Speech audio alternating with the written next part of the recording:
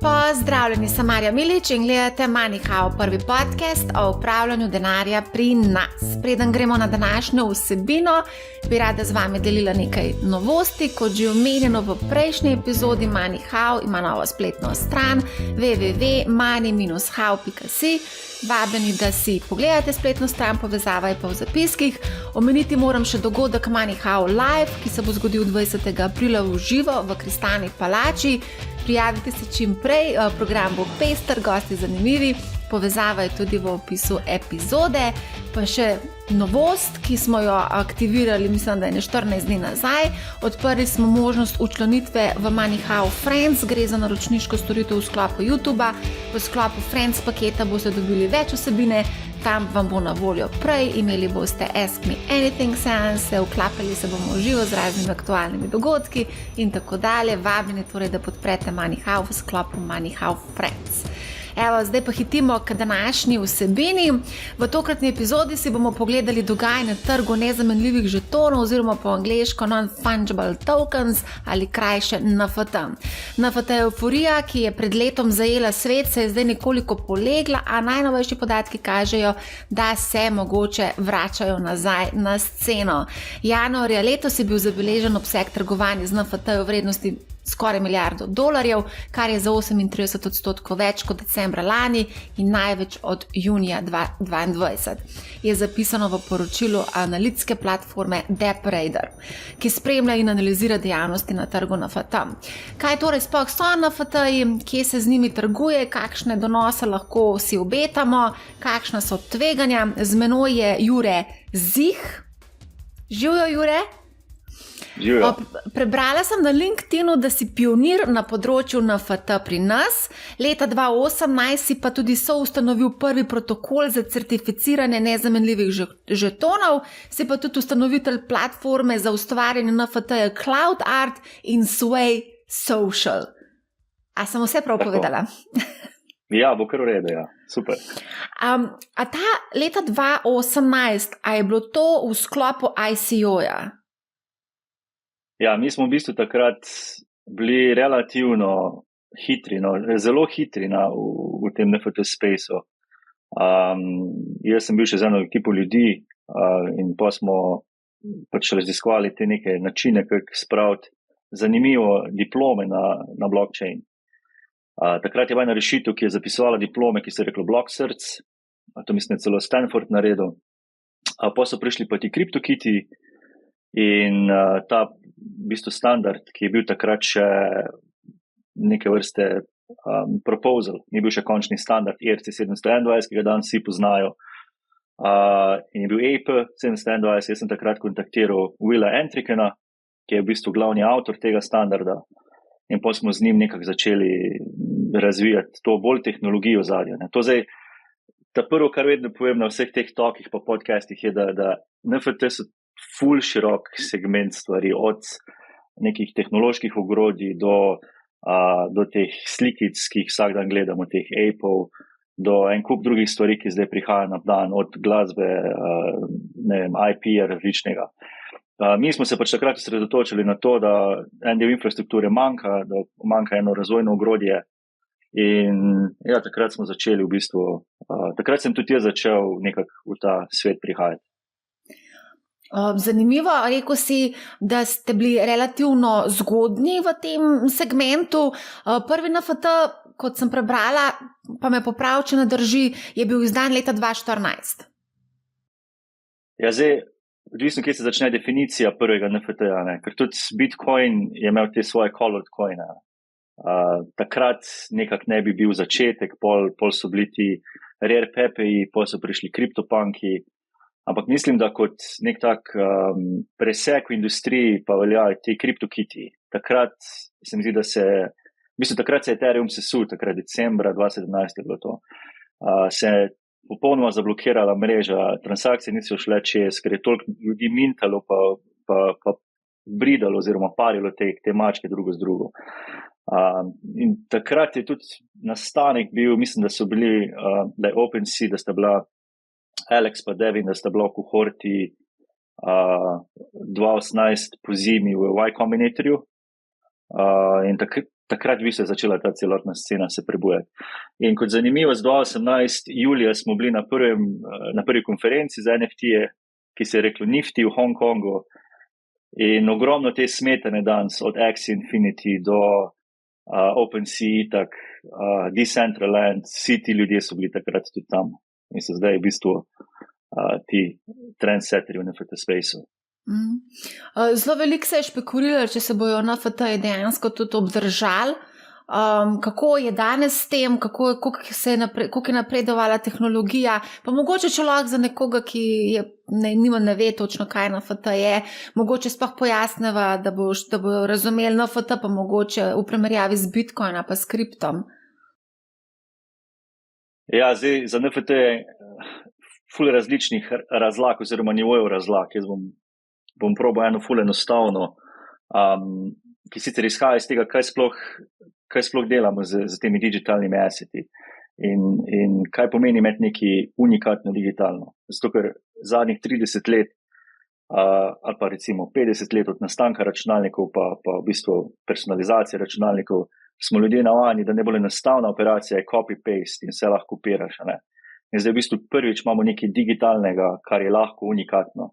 S tem, da tu se pol malo zakomplicira, ker dejansko content, ki ga NFT prikaže, ali je to video, ali je to slika, ni zapisan na blockchain, ampak je zapisan na blockchain neke vrste certifikat, ki pravi, content na tem in tem mestu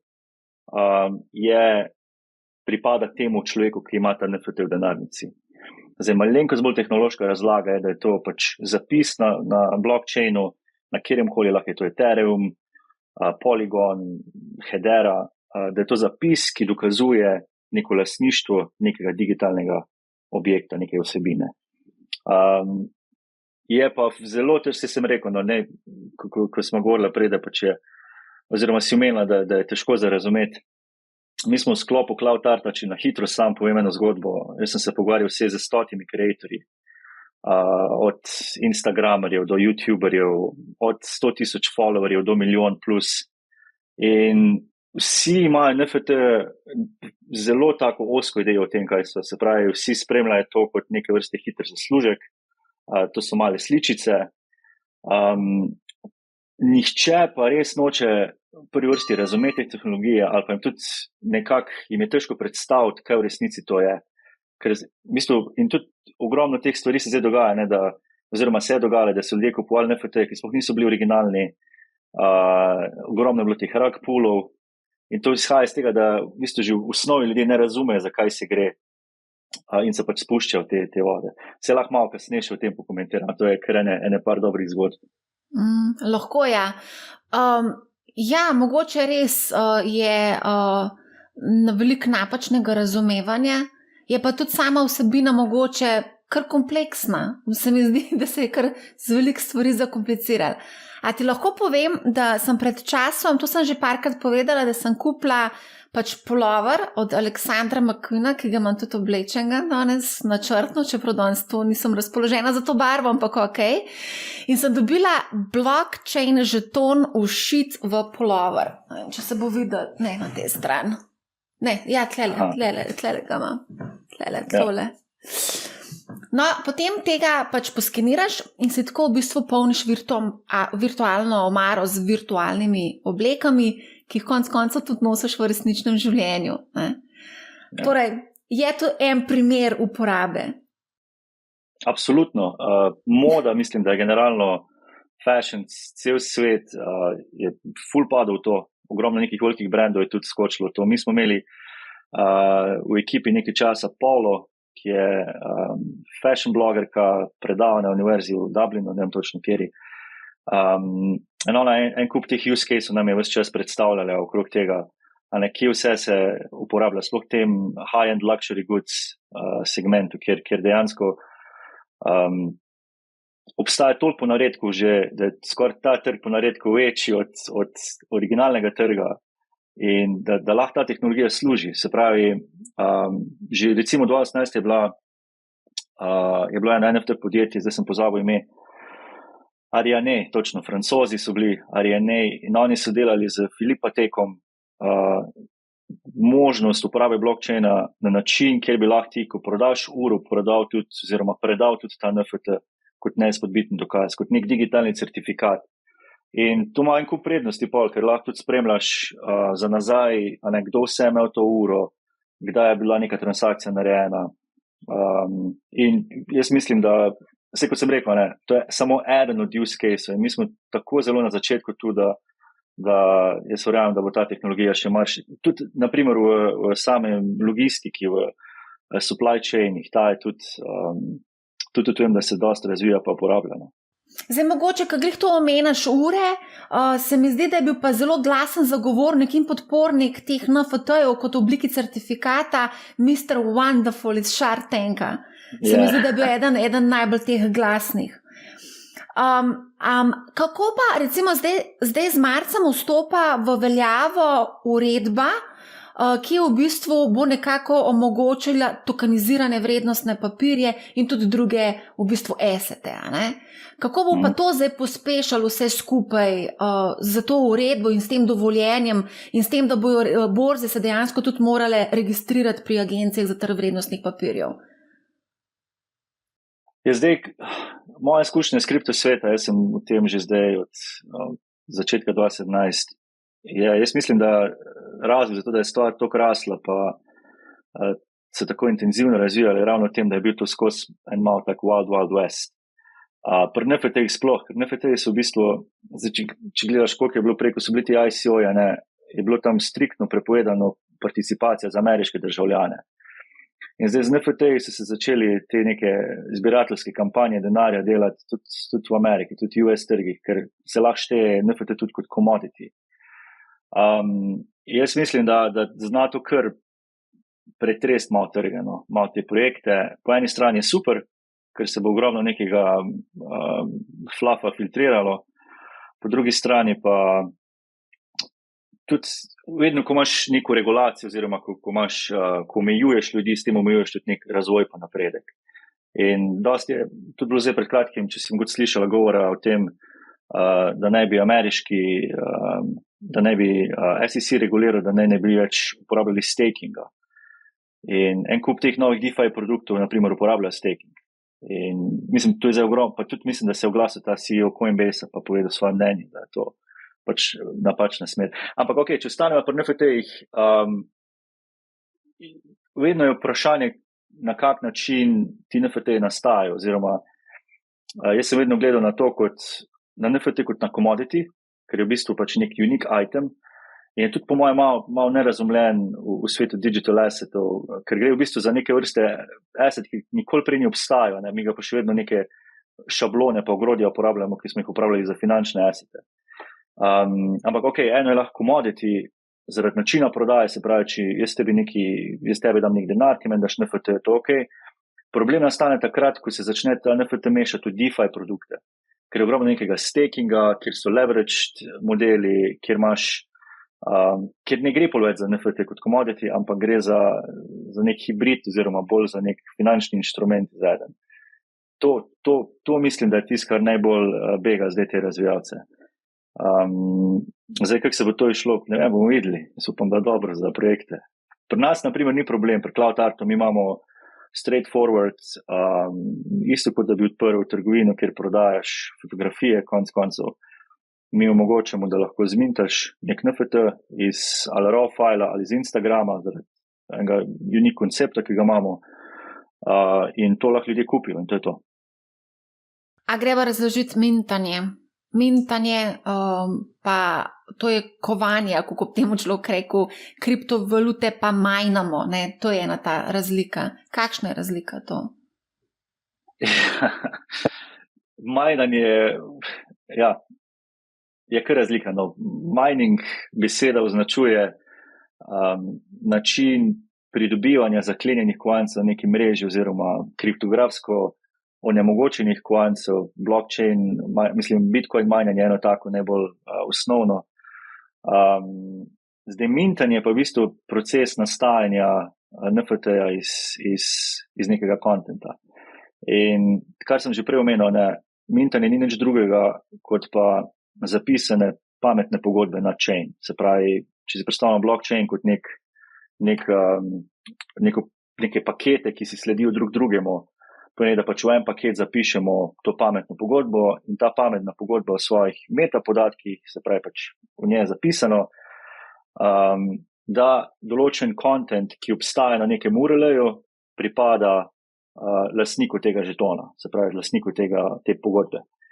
No in tu je ena stvar, ki je vredno omeniti, je, da je bilo v preteklosti ogromno teh rug poolov, zaradi tega, ker je v osnovi že proces shranjevanja podatkov pa kontenta za NFT je v bistvu ločen proces, ki se ga da enostavno zlorabiti.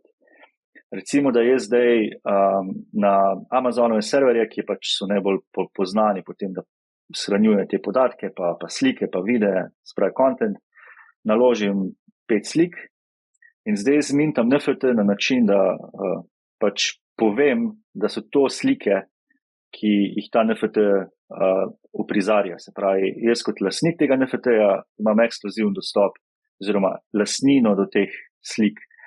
In ker je pač AWS server od Amazona, kot vsi ostali serverji, lahko grem na ta server in preprosto zamenjam te slike z nečim drugim. In en tak primer je bil, mislim, na 22 na vrhuncu tega NFT craza. En artist je šel, pa je naredil en full lip collection, ljudje so ga pokupili in pa je naredil ta rug pool, precej dramatične oblike, da je v bistvu čist vse NFT slikice zamenjal z slikami preprog, ne rug pool kot rug, ker se to da narediti. In naprimer obstaja zdaj za NFT konkretno dobre metode, na kak način mintati, se pravi, kje ne bo ta content shranjen, ker content mora sam po sebi biti tudi decentralizirano shranjen, se pravi, da nima potem nekdo, ki je ustvaril to NFT možnost dostopati do tega contenta in ga spreminjati. In zato se uporabljajo ponavadi te decentralizirane strežnike, IPFS, en takih, Airweave, verjetno ste še kak najdeno. Mi smo kar na IPFS-u vas content vedno shranjevali. To je pol recimo primer dobre prakse, da se tega ne more zlorabljati. Drugače je pač sam nek certifikat, ki kaže na nek link in če lahko nekdo s tem linkom upravlja, it's not good. Ti pa za ta link plačal 100 milijonov, recimo. Ja, v bistvu kupuješ link, ja. A veš. In potem pride en zlobec, en hacker, pa pol malo zheka, pa ti vzame tisti link, oziroma tisto, kar je shranjeno na linku, ne. To je pa pol kar urang glavobol, no. V glavnem, mogoče si mlajši vsem to malo bolj poenostavljeno razložijo, zaradi tega, ker je zelo veliko teh coinov že v samih igrcah, pa tudi v igrah dejansko tudi kupujejo razne skine in razne druge zadeve. Ne? Mogoče se vsem mlajši to nekako jim je to bliže in si lažje predstavljajo. Ne, ja, absolutno. Mi smo 2019 smo poskušali en projekt pognati, ki se je dotikal ravno te Gen Z populacije. In jaz se spomnim, da sem prišel do enega researcha, ki ga je en švicarski inštitut naredil, da so Gen Z-erci digital nativi do take mere že, da če jim lahko dokažeš, da je nekaj, kar je digitalno, da je unikatno, jim je v bistvu percepcija vrednosti ista, kot pa nekaj, kar je fizično pa unikatno. In to je meni, naprimer, jaz sem 30, meni je to nepojemljivo, ne? Mislim, nekaj če v rokah držiš pa unikatno, pa sem v NFT space, pa s kolegi, ko se pogovarjam, imajo isti problema, ne? Pa da jim rečeš, da nekaj digital unique, je vseeno malo, se mi zdi, da ta tangible item, se pravi ta fizični primerek, malo večjo vrednost, oziroma boljš lahko ta koncept vrednosti razumeš. Pri mlajši generaciji je to povsem brisana meja. Se pravi, tam je vseeno, gre za fizični, digitalni produkt, če lahko dokažeš, pa rečeš nekaj unikatno, je to za njih čisto ok. To dejansko res te skini, to v bistvu starejši mogoče niti ne razumemo, ne, zdaj imaš ti tam neke skine v neki igrci, ampak to je njim pomembno, da imajo ta skin, ne. Tako kot recimo... Ja. Virtualne omare z virtualnimi oblekami. Ravno pred kratkim sem razlagala sodelavcem, da imam jaz virtualno omaro, ker imam virtualne obleke in je bilo čisto čuden, ne? Kaj s tabo narobe, ne?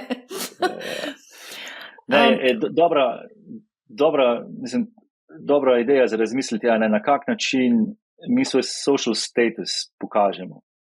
In o tem se razlaga na eni konferenci že nekaj časa nazaj, da dejansko oziroma generaciji mojih staršev je bilo ful pomembno, kako v resnici izgledaš. V moji generaciji je ful pomembno, kako izgledaš na Instagramu. Za generacije ti, ki prihajajo, jim bo ful pomembno, kako njihov avatar izgleda. Zato jim ni problem tam odšteti $100, zato da ima najboljši skin. Recimo ta igra, verjetno tudi od starejših pozna, League of Legends. Smo mlajšega brata, ki je to igral ure in ure.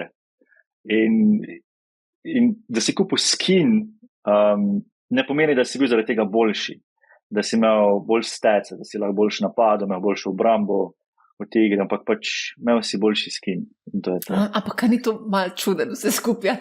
Ko bi se, če pomisliš... Skin je bil $100, ne? Lahko greš pa v trgovino, pa kupaš nekaj za $100 za obleč, pa boš tudi čist okej, ne? Mogoče te še kdo v realnem svetu videl. Saj se hecam. Omenil si že OpenSea, to je najbolj znana NFT tržnica, če lahko tako rečem. A obstaja še kakšna taka, ki bi bila recimo zaupanja vredna in kaj v bistvu tam lahko počnemo na tej tržnici? En kup teh tržnic obstaja. Jaz mislim, da lani smo se še hecali malo v krogu teh NFT entuzijastov, da se vsak dan vse na novo odpre. Oziroma to je bilo bolj 22. OpenSea je največja, najdlje že naokoli, tudi najbolj verjetno zaupanja vredna. To, da imaš recimo ta checkmark pri zbirki na OpenSea, pomeni, da je njihova ekipa naredila nekaj dela, da so te verificirali, ker je pač treba tudi biti na to pozorna. OpenSea zlista vse, kar lahko skenira, v bistvu poskenira oni iz Ethereuma, iz Polygona, pa iz Solane, spravi iz teh 3 blockchainov. Zdaj pa, da collection releasaš, ga lahko kdorkoli. Pomembno je pač to, da pol prideš v stik z njihovo ekipo, če narediš ta collection, pa da te ekipa verificira, da si ti res ok. In recimo karkoli drugega, kar je brez tega blue check marka, sploh se ne dotikati, ker je teh skemov ogromno. Jaz sem naprimer sam večkrat tudi kupil kaj tak impulzivno, ker pač imaš občutek, da imaš kak dober opportunity in nisem preveril pravi čas in potem sem kupil nekega japonskega artista, neka dela. Prebral sem, da je recimo 3 mesece nazaj že nekaj NFT releasev in da je to follow-up collection. Na Twitterju vse izgledalo legit in sem kupil in pol je bil totalno rak pul.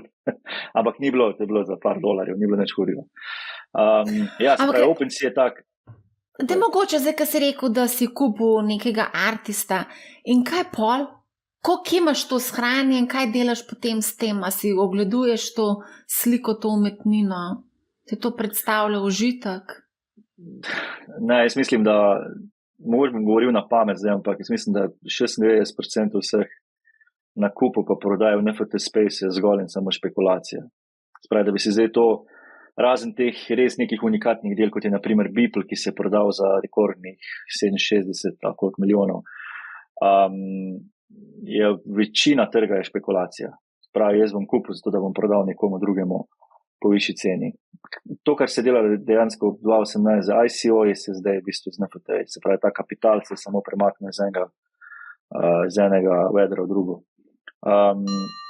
Tudi jaz, recimo to, kar imam collectiona, nimam neki full, ampak recimo jaz kot zanimivost zelo malo imam na Ethereumu, ker se mi zdi, da so ti drugi blockchaini, ki prihajajo, da bo celoten momentum, ki bo zgrajen okoli teh novih chainov, da bo toliko močen, da je lahko rast toliko višja.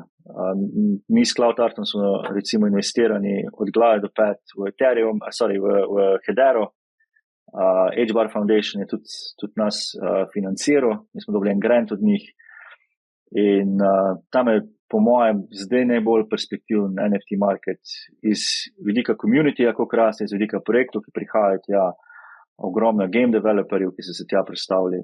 Pač projekti hodijo dejansko, recimo lani se je pojavil ta trend grant hunting, da so projekti, ki pač jim je zmanjkalo denarja, so šli pa hodili od enega do drugega blockchaina, od recimo Avalanche, Hedera, Solana, ker ti vsi večji infrastrukturni playerji izdajo grante, s katerimi povabijo na svoje, v bistvu svoje vrste te uspešne projekte. In recimo izmed vseh do zdaj, mislim, da Hedera je naredila tak velik preskok za svojim HBAR communityjem. Zelo, zelo navijam za njih, tam imam tudi največ teh NFT-jev. Dober. Ampak recimo v primerjavi z Ethereumom, Ethereum je pa vsem dalj časa na tem svetu, če lahko temu tako rečem, ima enega zelo pomembnega človeka v ozadju, prepoznavanega. Ja, absolutno, ampak vedno je stvar, oziroma vprašanje v kripto je vedno vse za mene, ne, kaj si želim kot nek outcome. Zdaj recimo tudi pri nakupu kriptovalut je zgodba ful preprosta, lahko sem play it safe, pa recimo dam nekaj denarja na Ethereum, ki lahko recimo da zraste za, če bomo imeli srečo, za 10x v naslednjem bull marketu. Lahko se grem pa pač ta denar, ki sem ga imel na voljo, za katerega moram itak predpostavljati, da lahko gre do nič, da lahko pa razpršim med neke te mikrocoine oziroma te medium size alte. In na tak način imam dosti večjo možnost. Smo naprimer prijatelje, ki so skakali mi po glavi, da moram kupiti Polygon, oziroma takrat je bil še Matic 2019, pa jih nisem poslušal, ker sem bil preveč obseden s tem, da je Ethereum the best of. Pa zdaj Polygon v bistvu med top 5. In tu se mi zdi, da je pač vsak ima svojo strategijo. Jaz stavljam ne samo na NFT-je kot take, ampak na to, da bo celotni ekosistem zrastel. Zato, ker ko se celotni ekosistem v bistvu napihne, se pa tudi vrednost teh pozna, se pozna neka razlika v tem. Kdo pa so sploh vlagatelji, ki kupujejo NFT-je? Kakšen tip vlagatelja moraš biti? Rekel si, da so to špekulanti, tako da mogoče smo že odgovorili na to vprašanje. Ampak vseeno, verjetno so to mlajši, željni hitrega zaslužka. Ja, različno, no, jaz poznam od mlajših do starejših, tudi do ljudi, ki so bili še, ne vem, par let nazaj zelo zapriseženi analitiki na bankah, zelo resni ljudje in so kar naenkrat obrnili plošče in zdaj trgujejo s temi malimi slikicami in imajo svoje modele in načine, ki prepoznavajo vrednosti. Ja, vsega je ogromno. Tudi neki teh izbirateljev sem imel možnost spoznati. Pravi, to so ljudje, ki po večini res iščejo te umetnine, ne zaradi tega, ker je ekipa zadaj ali pa zaradi tega, ker ima neka kolekcija neke trejte, to, kar večina ljudi dela. Ampak zaradi same vrednosti oziroma zaradi vizualne podobe nekega NFT-ja. To je super, je ena taka platforma, kjer lahko kupuješ, ali pa Nifty Gateway, kjer lahko kupuješ res te one of ones, kot se jim reče. Mislim, čisto ena taka osnovna delitev, ki mogoče bi lahko povedala, pa smo jo pozabila, je poleg vsega ostalega, kar NFT delajo, so najbolj poznani te sličice, in te sličice so lahko PFP-ji, spravi profile pictures, to so ponavadi kolekcije, kot je Bored Ape Yacht Club, teh je recimo 9999, spravi PFP in pa one of ones. One of ones so pač ta unikatna dela. In ti zbiratelji, ki gledajo za ta unikatna dela, so ponavadi tudi ljudje, ki imajo izkušnje v fine art krogih in verjamejo, da pač to je tako ali drugač prihodnost tudi v tem fine artu. Večina je pa quick flipperjev, ki poskušajo priti na ta whitelist, se pravi skoraj vsak NFT projekt, preden pride do tega mintanja pa releasa, naredi en whitelist, kjer pač se moraš registrirati in če si izbran, lahko med prvimi zmintaš ali pa kupiš ta NFT. Da prideš na whitelist, moraš narediti en kup stvari, od tega, da vsem prijateljem poveš, pošeraš po vseh social media kanalih, obljubiš, da si prebral vse materijale. Zna biti pa tudi kar dobičkonosno, no. Vem, da je bilo kar nekaj takih mintov, kjer si prišel za manj kot 0,1 Ethereum, pa je bilo to v dveh tednih par Ethereumov. In se da lepo zaslužiti. No. Moraš pač spremljati ves čas, jaz nisem, nažalost. Zdaj, ko praviš, da moraš spremljati ves čas, kva to pomeni dejansko? To pomeni kot full-time job varianta ali je dovolj za hobi to malo gledati, ne? Ja, čist po želji, ampak vem, da vsi te velike firme, kot so, ne bom zdaj omenil Three Arrows Capital, ampak se pravi, ti skladi, ki upravljajo z denarjem drugih ljudi, pa vlagajo v kripto, da so začeli na veliko hajrati te NFT liste. Tudi urodje je zdaj že ogromno, recimo CryptoSlam je en takih, kjer se da dnevno pogledati, kaj najbolj trguje, kje je volume, kateri chaini so popularni in tega že en kup, no, od urodij do ljudi, do pozicij v teh skladih in vem, da se da, poznam ljudi, ki so naredili s tem tudi zelo, zelo lepe denarje. Tu ne govorim zdaj o par 100 evrih ali pa par 1000 evrih, ampak tak, da pridejo pa recimo, ko se zlaunča kak dober collection, pa se je zvedlo, da bo recimo en od holderjev tudi nek uspešen KOL, Gary V ali kdo, pridejo ti ljudje in pol pokupijo po 2-3 tisoč komadov teh NFT-jev. Imajo to strateško po long term. Tako da ja, tudi to se da. To pa omenil si kar nekaj novih poklicev, NFT, analitiki, omenil si digitalne umetnike, se pravi, nastaja neki novi poklici tukaj znotraj tega nastajajo. Absolutno, ja. Poleg tega, recimo, kaj še, se pravi, NFT analitiki so itak en izmed poklicov, ki so ga skoraj vsi NFT marketplace v lani iskali ali pa predlani, je bil, da si bil scout za artiste, ker je v bistvu že bilo pomanjkanje na eni točki ljudi, ki bi jih lahko pripeljal v ta NFT space. In full-time business developer je, da iščejo te projekte, da iščejo oziroma te ljudi, da jih poskušajo pripeljati on board. Ker zdaj sicer teh top marketov je recimo na prste ene roke, lahko prešteješ OpenSea, pol ta Super Rare, Known Origin, verjetno še kako me zdaj z glave šel. Eden, Magic Eden je na Solani, pol na Hederi je Zeus Market, ampak ti so lideri vseh ostalih 90,000 marketplaceov, se pa bori s tem, da pripelje čim boljši content, čim boljše ljudi, celebrityje, tega je tudi, no. Mi smo se pri nas v Cloud Artu se malo pohvalili, mi smo se tega zelo učinkovito lotili, da smo dejansko razvili, mi temu pravimo community economy sistem, kjer lahko nekdo pripelje artista, pa če ga featuramo, dobi plačano za to. Pravi neke vrste affiliate model z nekimi voting rightsi pa. A greva se dotakniti teh bizarnosti, ki se dogajajo. Recimo, mislim, da sem glih 14 dni nazaj brala en članek, kjer je pisalo, da je nek zelo znan umetnik zažgal 1000 svojih slik, ker pač hoče imeti NFT-je. A je to normalno? Ja, s temi ne vem, umetniki normalno, to je vse umetnost, ne, to je isto kot tista banana, ki se na steno prilepi, tudi to po nekih kriterijih ni normalno. Ja, na tak način se da, recimo že od štarta NFT-jev pa tega craza je vprašanje, kako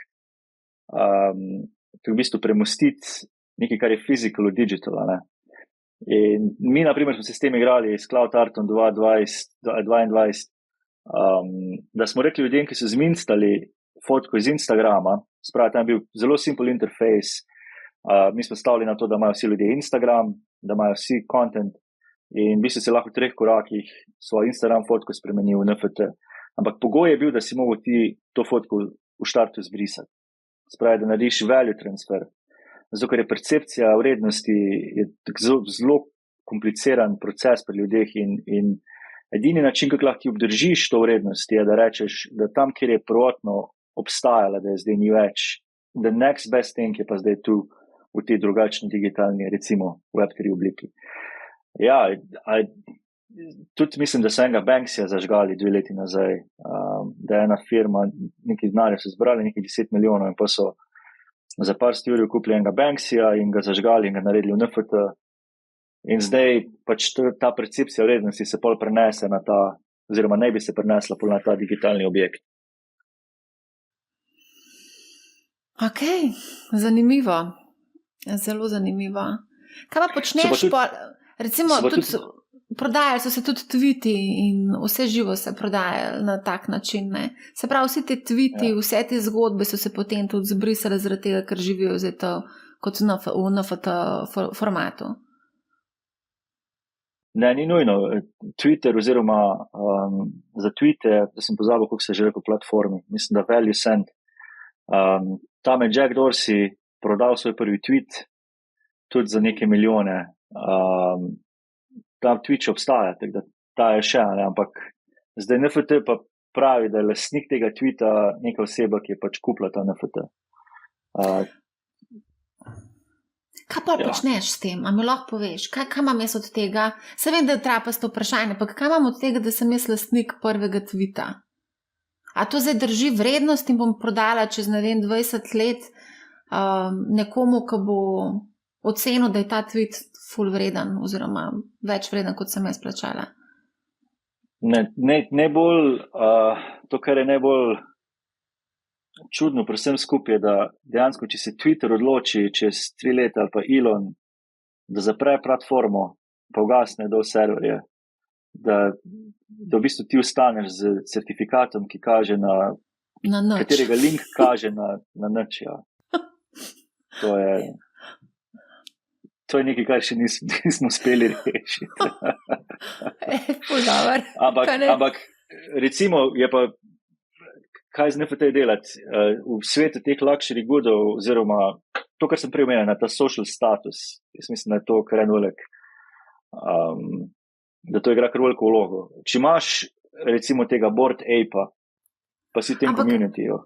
Ampak sorry, kad te takole zdaj motam, ampak se ti pol, recimo, če ti imaš kot to za nek certifikat, za neko uro ali pa avto ali pa ne vem, karkoli, vino, neko ful hudo, ne, se potem s tem NFT-jem ti ne trguješ. To ga imaš tako, kot ga imaš shranjeno garancijo danes v telefonu ali pa v mapi te kakšni, ne vem.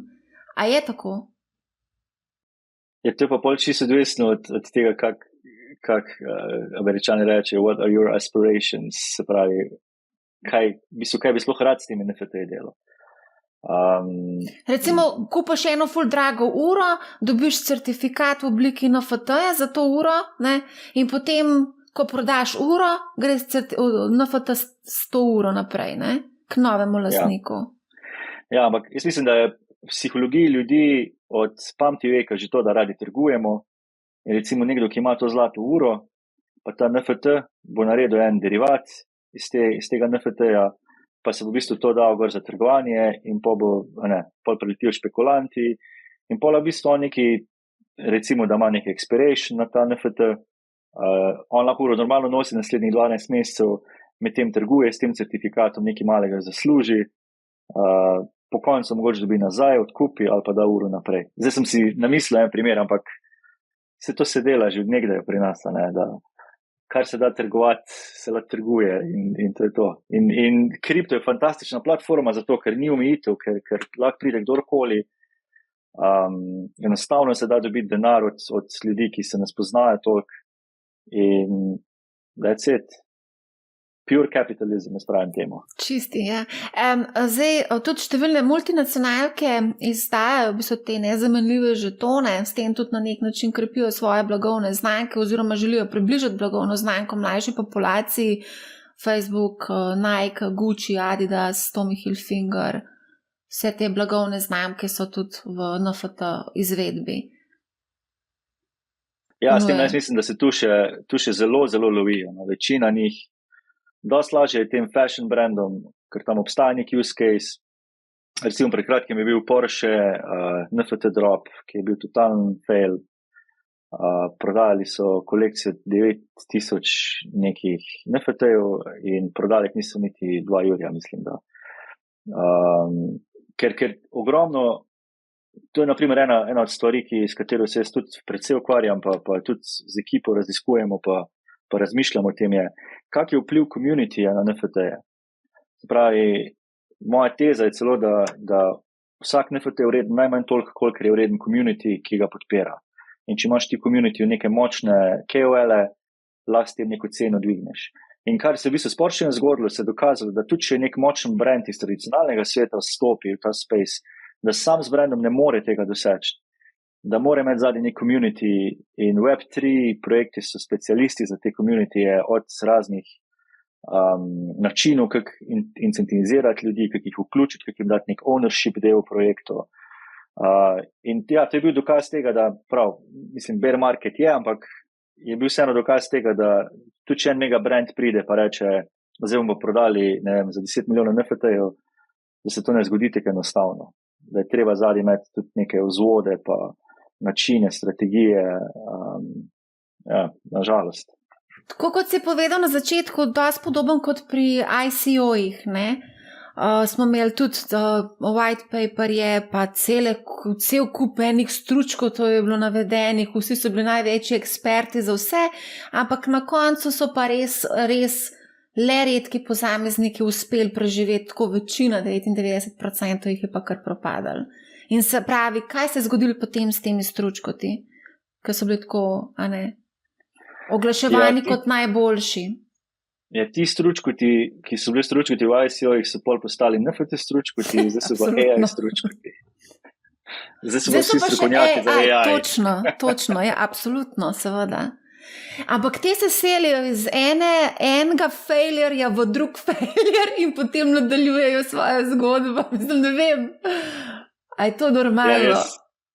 Ja, meni ne bi, mislim, jaz si sploh ne bom predstavljati, kako se lahko kdorkoli pozicionira kot AI ekspert. To je, mislim, jaz ful verjamem v to. Jaz tudi verjamem v to, da obstaja presečišče blockchaina pa AI-ja, ravno zaradi tega, kar blockchain omogoča, ta nezamenljiv zapis on-chain. In jaz mislim, da se lahko zdi, da bomo prišli v prihodnosti do tehnologije, kjer se bo te človeške interakcije zapisovalo na blockchain, da se bo lahko s tem dokazovalo, da je neki content bil res ustvarjen strani človeka, ne strani AI-ja. Ker praktično zdaj s ChatGPT-jem se da narediti že toliko, da mislim, lahko ekipo odpustiš, celo marketing ekipo lahko odpustiš, če znaš to dobro uporabljati. Ja, to se kar sprašujem zdaj, glede na to, da številne podjetja uporabljajo v bistvu to umetno inteligenco, zato, da si olajšajo življenje, ampak stroški z njihovih storitev se pa niso prav nič znižali, oziroma cena njihove storitve. Tako da izkoriščajo AI, ki je brezplačno na voljo praktično vsem, ne, znajo ga očitno uporabljati in to potem samo malo prepakirajo in prodajo naprej stranki po isti ceni ali celo višji, kar je katastrofa totalna. Malo bo še lahko tako delali, pol pa ne več. Ampak mislim, res ti tuli so toliko napredni že, da jaz sem zadnjič uporabljal, sem že pozabil, rabil sem neko slikico za eno prezentacijo, res sem pozabil ime orodja, ampak dejansko sem napisal človek, ki drži to, za njem je landscape, pokrajina, pa najbolj začudena slika ali nekaj takega. In voilà. In AI je to sprovedel. Mislim, že sam to, koliko časa se za take stvari nameni, da bi mogli na iStock foto to iskati, a bi dobil sploh tako fotko, ne? Pa še plačati bi mogel za to. Plačati bi mogel za to. Zdaj to je vroča razprava čez lužo o tem, da gre to v bistvu za nek sofisticiran plagiat oziroma krajo avtorskega dela dejansko. Je pa tudi res, jaz sem tudi testirala vse te zadeve, ni toliko kreative. A si predstavljaš, da bi s ChatGPT-jem naredil nekaj in potem probal v bistvu prepakirati v NFT in potem prodajati to na tržnici? A se so že naredili? Mislim, da a bi uspešna prodaja? A so se ljudje zanimali za en tak v bistvu produkt? Zdaj konkretno, kaj se je prodajalo, je bila cela kolekcija AI-generated avatarjev. Mislim, da je bila razprodana. Zdaj sem pozabil, ker tega je toliko, da... Ampak zakaj bi to kupil, no? Zakaj bi to kupil, če greš lahko sam se narediti tega avatarja na en brezplačen AI? Zdaj, jaz mislim, da to so zdaj načini razumevanja, zakaj kupiti te kolekcije. Recimo, ene kolekcije se kupi zaradi tega, ker pač dejansko je nek value zadaj, pa roadmap, pa ekipa. 90% kolekcij si kupi zato, ker verjameš, da bo dost hypa, da se bo lahko udejanjila ta greater fool theory, da boš lahko ta NFT prodal nekomu po višji ceni. In projekti, ki dajo pač nalepko gor na vrh AI, takoj kotirajo malo više, malo boljše. In that's that. Dejansko, mislim, tudi kar se tiče klasičnih teh, ne rabi biti AI generated, ne obstajajo generatorji, kjer lahko greš pa prilepiš en kos slike, pa ti oni zgenerira pol 9999. Same story. Vse v svetu finance pa zdaj vse, kar je zeleno, ESG, ista zgodba, no, vse je več vredno, ne.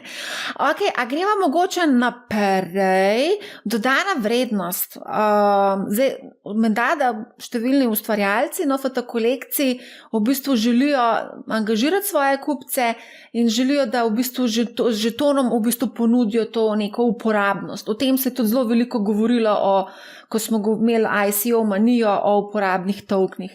Podobna zgodba tudi tukaj, NFT uporabni, da so pač NFT uporabni. Ja, jaz imam tak en unpopular opinion, da NFT niso rešitev za vse, se da pa z njim marsikaj narediti. Recimo, en izmed primerov, ki mi je zelo blizu, oziroma dva lahko vem, no, en je ta v igricah, se pravi in-game. Zdaj res je, da ti ta velike igrice od Fortnite'ov pa Robloxov, da to so interni marketi, ki še naslednjih 10 let jih ne bo spustili poleg NFT-jev, ker pač ni v njihovem interesu. Če lahko oni obvladujejo cel market prodaje pa nakupa teh itemov, zakaj bi zdaj nekaj z NFT-jev in karli. Obstaja pa vmes en range teh igric, kjer mislim, da je lahko zelo beneficial za njih, da se poslužijo te tehnologije. Zato, ker jaz lahko na primer v eni igri kupim en item, pa ga lahko potem iste igre vzamem, pa ga uporabljam v neki drugi igri. Zdaj, kakaj je reprezentacija tega vizualno, ali je prilagojena ti drugi platformi, ali ne, to čist prepuščam možnosti. Ampak obstaja pa polen trg zadnji, ki bi se lahko formiral, kjer bi kreatorji teh itemov delali za več teh igric ali pa več različnih platform hkrati. In tu mislim, da ta fluidnost teh itemov zna biti zelo, zelo dobra. Tudi kot način financiranja, mislim, sem se že 2019 na Malti smo na eni konferenci pogovarjal z enim tipom, ki je rekel, da pač želi narediti igro na način, da vnaprej proda vse iteme, s tem financira igro, pa da bo hkrati spustil tudi zunanje oglaševalce na tak način. Spravi, da bo lahko, recimo, boš imel od Coca-Cola neko pijačo ali pa nek jersey od Guccija pol v tej igri, ki pride. In pol lahko to pač med igricami prenašaš.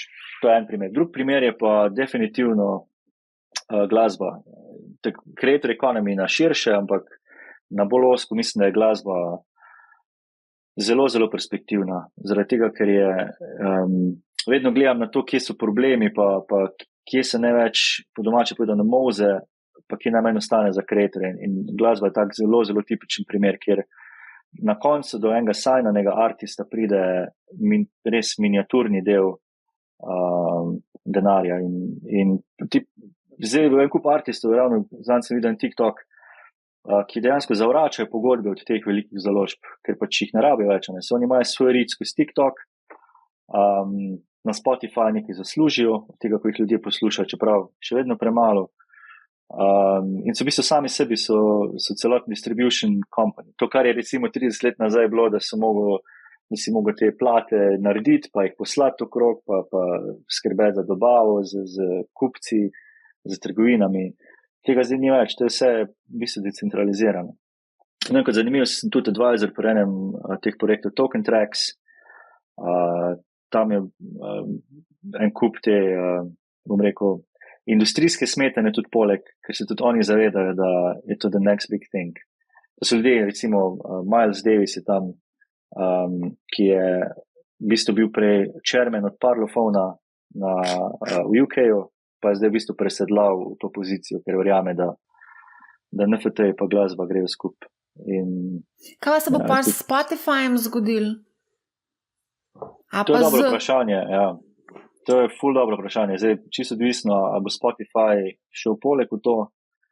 Se pravi, bo tudi sami začeli kaj v tej smeri razmišljati. Ampak recimo za en tak full konkurent Spotify je že Audius, ki je praktično Spotify, ampak je decentraliziran. Se pravi, useri sami so ownerji svojih teh profilov, so ownerji svoje glasbe. In točno to je po mojem največji value, ki ga ta Web3 prinaša. Da imaš individual creatorje, da ne rabiš imeti zadnji ne tehnološkega giganta, da ti muziko pretaka, ne produkcijske hiše, ne založbe, ampak praktično si lahko vse sam. Se pravi, to je tista klasična ideja oziroma osnovna ideja, da se znebiš posrednikov. Tako, vse to praktično je, ne, osnovna ideja Bitcoina. Točno to. Decentraliziran sistem. Ne. Zdaj, ko si omenil glasbenike, Gramatik je bil eden od slovenskih glasbenikov, ki je bil ta prvi v ICO zgodbi in seveda tudi ta prvi v NFT zgodbi, ne, tako da on je eden izmed teh malo bolj uspešnih, recimo, izdajateljev. Ne. Ja, on je kar pionir tudi na tem področju. Se mi zdi, da je preden smo sploh začeli mi se pogovarjati o kripto, on že naredil ta svoj sale teh žetonov. Mislim, da nekaj čez milijone takrat zbral. Ampak to je zanimivo, no super, da si ga omenila. Dosti ima ta svet opravka s kulturo samo, bolj kot pa z nekimi finančnimi vzvodja. Ne. Jaz recimo tudi ogromno projektov teh NFT jim uspeva zaradi tega, ker so uspeli zgraditi ta community, pa tako kulturo okrog tega, pa pripeljati te ljudi nad. In mislim, na Programatiku je zelo, zelo podoben primer. Da on sicer zdaj ni world superstar kot Rihanna na Super Bowlu par dni nazaj, ampak da ima pa svoj ta culture, ki je okrog njega zgrajen, pa ti privrženci so pa toliko entuzijasti, da valjda bo podprli te ideje, ki pridejo ven. In to je prednost, ne? To, da tudi recimo en artist zdaj, ki komaj zasluži za eno položnico s tem, ko ima neko muziko na Spotifyju, da dejansko si uspe zgraditi nek community, pa da to, kar on dela, da je zato lahko neposredno nagrajen skozi ta nek decentraliziran model. Mogoče še to, ko govoriva o glasbenikih, mogoče tudi ta NFT vstopnica je tak zelo zanimiv koncept. Recimo Duncan Devils so lansko leto izdali te VIP vstopnice za ta adrenalinski spektakel v Hali Tivoli in so imeli te NFT vstopnice. Ne samo to, potem so ponujali še razne druge ugodnosti prek tega, recimo ne vem, kako se temu reče, sistema. Je to v bistvu tudi ena taka zanimiva rešitev, ne? Ta je tudi zelo dober use case. Ja. Mislim, da je festival, da ne bom narobe povedal, na Madžarskem ali je Exit, mislim, da je Exit, da so naredili tudi za ne naslednje leto, ampak pol, da so se začeli pripravljati, da bi imeli celotno infrastrukturo podprto z NFT. In se mi zdi ful dobra rešitev za problem, ki dejansko obstaja, ker v svetu teh vstopnic imaš zelo dobre možnosti, da kupiš ponarejeno vstopnico, če recimo ne moreš od originalnega resellerja kupiti. In to je tak use case, kjer vedno po mojem se treba vprašati, a se rešuje problem, pa kako velik je ta problem. In ta NFT ticketing je po mojem spot on, ja. Ta je super. Recimo, še enega dobrega smo imeli mi med koronom, pa tudi nismo pol udejanjili. Turistične nastanitve. Se pravi, da lahko ti zakupiš neko nastanitev v hotelu za čez 2 leti in imaš ti možnost razpolagati s pravicami do te nastanitve. Se pravi, da imaš možnost pol prodati, imaš možnost pol držati, če dosti dolgo držiš, lahko dobiš kakšne nagrade. Ampak prednost je v tem, spet se odpre nek špekulativni cel trg, kjer lahko špekuliraš, da recimo 2026 bojo olimpijske igre v Dubaju, in greš pa pokupiš te nastanitve in hkrati v tem trenutku omogočiš ful neke likvidnosti podjetju, pol pa prodaš to, če cena zraste, če ne greš pa sam na morje 6-krat. Ja. Zdaj, ko si omenil Dubaj, tudi Slovenija je bila ena izmed prvih držav, ki je v bistvu izdala nezamenljive žetone za mednarodno razstavo Expo v Dubaju. Ne? To je tudi en tak, v bistvu kar Zanimiva poteza naše države. Tudi recimo imamo eno občino, ki je izdala NFT, mislim, da bolj v izobraževalne namene, to je bil Kranj. Tako da vse kar nekaj dogaja tudi pri nas, ne? Jaz sem ful vesel, sem bil tudi na eni teh konferenc NFT, ko se že mislim, da je bil, pozabil sem točno ime konference, ampak v Kristalni palači je bila, pa so se tudi predstavili eni ti projekti, recimo Planica je ena takih. Planica tudi točno, ja. Planica NFT. Argeta je tudi. Argeta je bila tudi, ja. Ja. Tako da je kar pri nas, sem vesel, da se odvija to v pravi smeri, ampak moram pa povedati, da mi je pa najboljši projekt, pa mogoče sem biased, ampak najbolj slovenski projekt mi je Flat Fiat, to je pa od Mihe Artnaka, ki je v bistvu celotno kolekcijo razprodal v par sekundah. In Miha je pač genijalen conceptual artist, ki je že takrat naredil ta BTS City stand.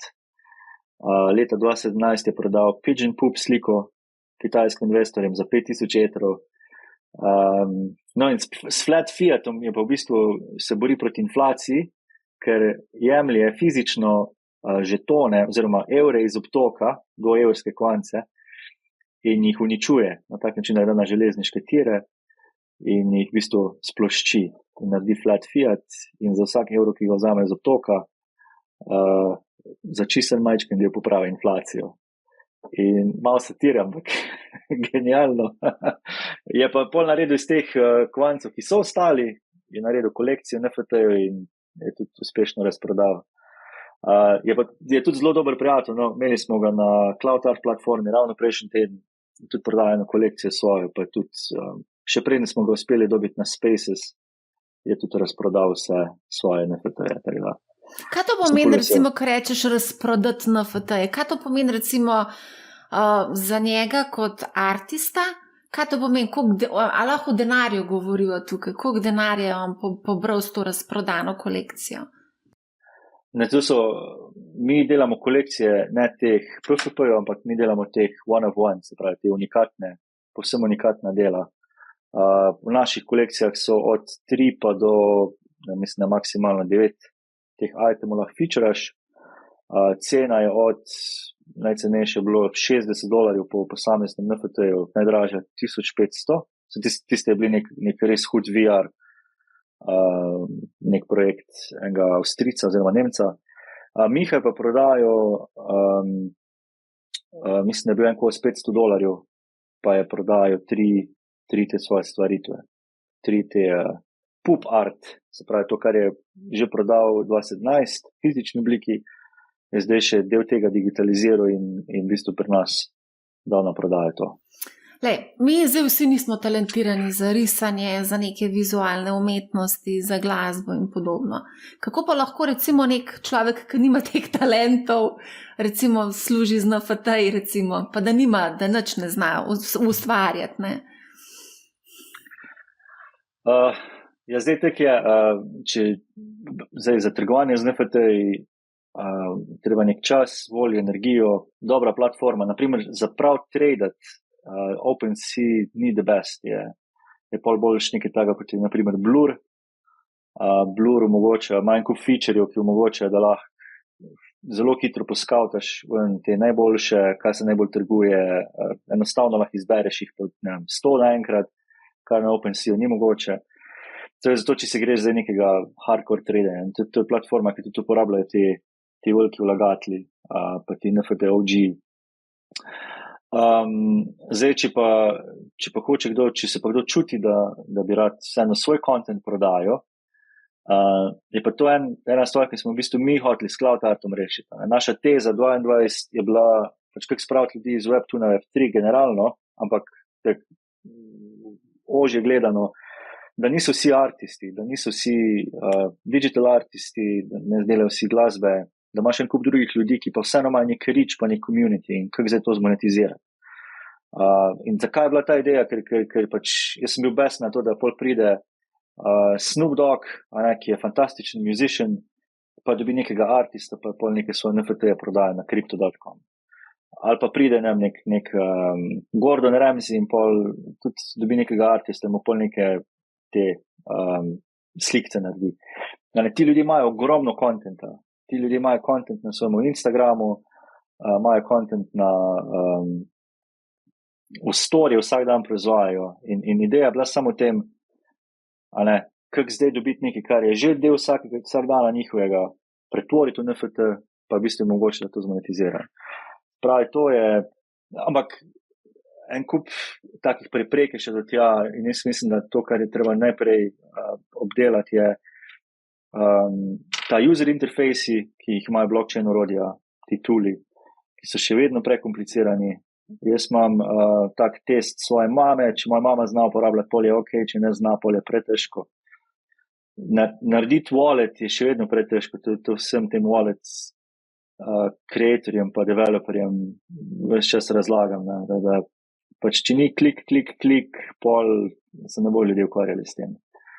Ampak druga stvar je pa to, kar sem že prej bežno omenil, je pa percepcija vrednosti tega. To pravi, na kak način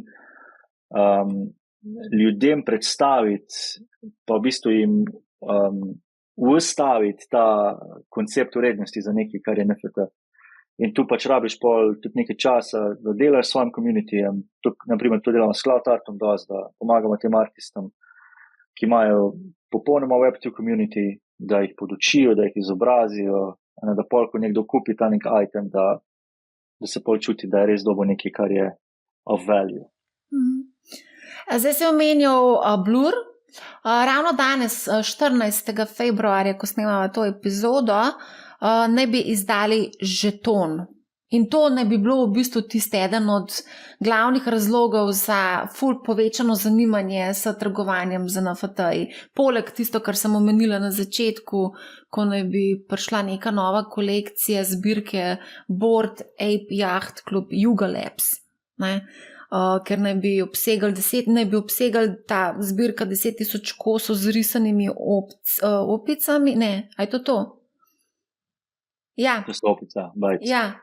Se pravi, med temi Yuga Labs naj bi bilo celo investitorji, kot so Justin Bieber, Serena Williams in drugi znani. Skratka, ta zbirka naj bi povzročila ta hype plus žeton tržnice Blur. Generalno, jaz mislim, da se malo, to ni finančni nasvet, ampak da se celoten trg malo pobira, kar mi je zelo presenetljivo, ampak da se pa tudi to pol odraža v tem NFT.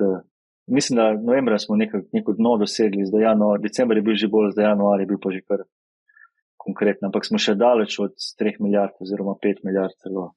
Ja, a lahko mogoče poveš, zdaj si res omenil in opozarjal pač ta špekulativni vidik, da je zelo veliko prevar, kako pa v bistvu ločiti med kredibilnim projektom in pa med prevaro? Ja, en kup researcha, oziroma ne vem, na koga se ljudje zanašajo, ali obstajajo neki te skupine, kjer povejo ljudje, pa dajo signale, te skupine so plačljive, sam načeloma tega ne uporabljam. Največ lahko naredi vsak za svojim DYOR, do your own research. Pogledati Twitter, pogledati engagement na Twitterju, se pravi, da ima nekdo 30,000 followerjev, še ne pomeni nič, ki ima po najmo postu recimo po 6-7 lajkov, to je tako clearly misleading. Pogledati, kdo so ljudje, a so ti ljudje resnični, a je ekipa doxed, se pravi, a so prikazani sploh kot ljudje, ali so pač neki avatarji namestnih. S kom sodelujejo, kdo se je v bistvu jih podprl. Pogledati, a so ti ljudje, ki so jih podprli, dejansko to tudi javno naznanili. Tako da, ni neke zlate šablone, ampak pač čim več gledati, brati, researchati. Zato pa fajn te stvari mogoče delati, tako zgolj kot na svet. V ekipi 7-8 prijateljev, vsak naredi en projektič, ga pregleda, pa se pol skupaj odločitve te sprejemajo. Ja, čredno. To je bilo leta 2017, so se zbrali prijatelji, pa so skupaj kupovali ICO-je. Pa bolj si jih opozarjal na pasti, bolj so te gledali in govorili, da lahko prosim se skenslaš, jaz vem, ti nimaš pojma. Ne? Na koncu vsi ostali brez vsega vložka, ki so ga investirali v te ICO zgodbe in ne vem, a so prišli nazaj ali ne, nismo se potem več pogovarjati. Ampak te bom prekinil, jaz mislim, da to je bil sem slab research, zato ker ljudje, ki so dober research naredili, so vedeli, da morajo pravi čas ven. Lahko nadaljujeva to debato, koliko je pa to vedel, ne? Ker se ti v tistem hajpu, ko vidiš, ko se ti začne tam nekaj virtualno nabirati, ne? Veš, to je tako, no, psihološko, ne vem, če shendlaš, ne. Tudi marsikdo takrat, ko smo bili na vrhu, prvem vrhu Bitcoina, ki je bil pri 20,000, a veš, ljudje so verjeli, da bo to šlo še gor, ne, pa se je pa kar orang sklatril za dolg čas. Ja. No, pa še spet nazaj gor. To je res. In to je naprimer tudi, zato jaz tudi sem govorim, ne, pač v kriptu vedno sem to, kar lahko izgubiš, ker ne toliko, jaz verjamem, da dolgoročno, da se bo večina, razen teh bottom shitcoinov, ampak da se bo večina teh kovancev, tudi če si jih zdaj kupil na vrhu, da se bo pobral, da bo, zdaj mogoče ne bo 100x več od tam, ampak da lahko priješ nazaj. Problem je sam psihologiji ljudi, po mojem, v razmišljanju o tem, da so čustveno pol toliko investirani v te stvari, da ne, pričakovanja so ogromna, pa so pa porazi tako hudi, da se dogaja res neumne poteze. To ni čisto nič novega, a ne, psihologija je del v bistvu tudi same borze, imaš vzpone in padce, tako da to je v bistvu utrip, srčni utrip borze in tudi kripto trga, čeprav pri kripto trgu je ta srčni utrip malo bolj podivjan, kot pa recimo na borzi, ne. Ja, Jure, mislim, da sva obdelala za začetek tele NFT-je, tako da najlepša hvala za super debato. Hvala za povabilo. Hvala tudi gledalcem in poslušalcem, da ste nas spremljali. Poslušajte Money How, ne bo vam žal in lep pozdrav.